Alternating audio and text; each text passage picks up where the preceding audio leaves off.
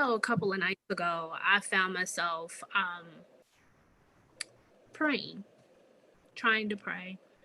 And it was like Tracy and I had to watch something on TV, and it wasn't anything bad.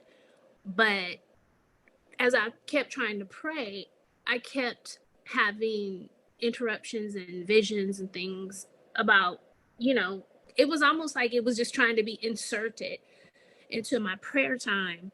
And I felt like God was revealing to me, like, I have to be really careful about what my eye gate sees, what I hear. And not only that, I need to be careful when I'm praying. You know how we say we're going to pray for somebody? Like in this year, I think I told you, Kenya, it's going to be a lot more listening for me, especially with my family, and less talking. But one of the things the enemy tries to do is, like you said, Sandra, you move around when you're praying to God. But the enemy wants us to get quiet and talk about the things that are going in our lives instead of praying about those things to God. So the enemy knows, if I can get you to just talk about it to people, be mad or whatever, then I know that you're not going to give it to God.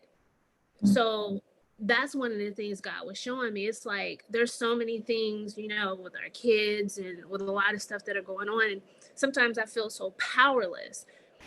But what God had to kind of show me was the enemy is trying to get you caught up in your emotions, in your head, in your feelings, or if I may share it with a person, because I don't share it with everybody. But you give those things, it's good to have the tribe that we have, but you literally place those things at the feet of God and trust that, kind of like Pastor Eric talked about last week. When we give our prayers to God, we may not see changes, but it doesn't go away. But the enemy will have to shut our mouths for prayer.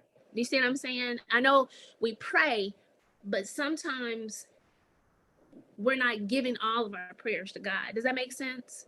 Mm-hmm. Yep. So that's kind of what I glean. Like I said, God has been just dealing with me on a lot of different things, but I think for me, it's more so now just taking things in and truly placing them at His feet.